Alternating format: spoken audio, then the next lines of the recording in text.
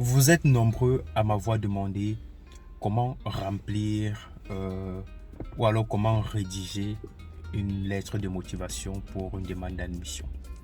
Déjà, je tiens à dire que dans mon guide complet, je vous explique comment faire. Donc, si vous ne l'avez pas encore acheté, dans la description de cette vidéo, n'hésitez pas à le faire. Sinon, dans cette vidéo, je dois essayer de vous donner quelques grandes lignes dont doit comporter votre lettre de motivation pour une demande d'admission. C'est très important. Donc, si tu es intéressé par des études en Belgique et que tu te demandes comment est-ce que je fais pour rédiger une lettre de motivation convaincante, cette vidéo doit te sauver la vie. Avant d'aller plus loin dans le sujet, on doit d'abord laisser passer le générique.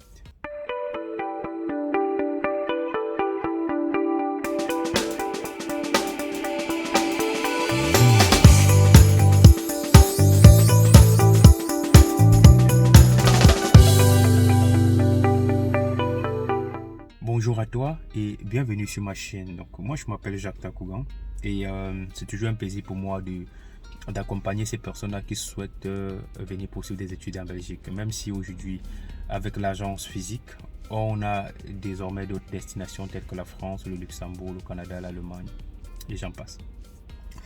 Dans cette vidéo, je dois vous expliquer comment réussir votre lettre de motivation. C'est très important.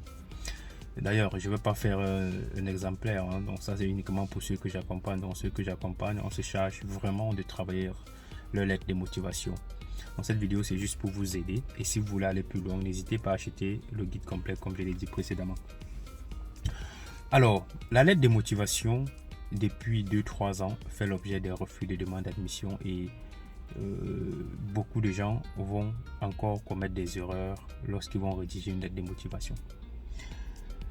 Sachez que le service des inscriptions désormais prend la peine de lire vos lettres de motivation. Tout simplement parce que il y a des étudiants qui ont des niveaux master, des niveaux licence, des niveaux BTS, qui ont des niveaux Bac plus 6, Bac plus 7, mais malheureusement ne savent pas rédiger une lettre de motivation. Il y a des fautes, il y a des erreurs de syntaxe, il y a franchement, c'est catastrophique. En plus, avec des gens qui sont habitués à abréger, à faire des abréviations quand ils font des SMS, on les retrouve dans les lettres de motivation. C'est qui, pour moi, est l'erreur qu'il ne faut surtout pas commettre. La lettre de motivation, c'est un peu comme, je peux dire, la lettre de motivation, c'est 60% de votre dossier de demande d'admission. Les documents justificatifs, ce sont des documents.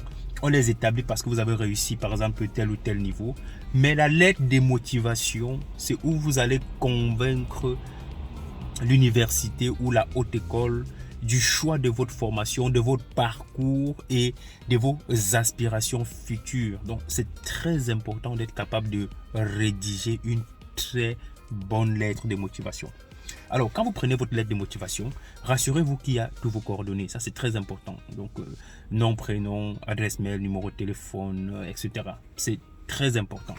Il faut mentionner la date. Ça également, c'est très important. N'oubliez pas, parce qu'il y en a qui font parfois des lettres de motivation sans une date pas, parce qu'ils ne vont pas mettre la date parce qu'ils estiment qu'ils vont balancer ça dans toutes les écoles pour la même filière. Tant mieux pour vous, mais mettez toujours la date. Ensuite, mentionnez le destinataire, la personne à qui vous adressez votre lettre de motivation. C'est très important. Donc, on peut aller sur la base où on peut mentionner uniquement, par exemple, le service des inscriptions de telle université. Mais quand vous avez fait des recherches et que vous savez que, par exemple, par exemple, je vais dire, c'est la faculté, l'une des facultés de cette université-là qui traite, si vous avez le nom d'un responsable, c'est toujours intéressant de le mentionner. Si c'est cette personne-là qui doit lire cette lettre de motivation, si vous êtes au courant, bien sûr. Donc, une fois que vous avez mentionné le destinataire, mettez donc l'objet. L'objet. Donc, à l'objet, vous allez mentionner, c'est important de mentionner la filière et le niveau d'études. Donc, ça peut être peut-être un master en, je sais pas, en sciences de gestion, option. C'est très important de mentionner l'objet. C'est très important. Mais il y en a qui s'amusent avec ça. Ensuite, vous introduisez votre lettre. C'est très important. il y en a parfois qui vont vous dire salut, il y en a qui vont vous dire bonjour. Donc, mais rassurez-vous d'être très poli. Il n'y a pas de salutations comme si vous discutiez avec votre ami. Très important. Bonjour monsieur. Bonjour messieurs et dames. Donc, c'est toujours très important de préciser cela. Vous vous adressez à des personnes assez responsables qui sont censées prendre des décisions pour votre projet d'études. Donc, soyez très poli, introduisez.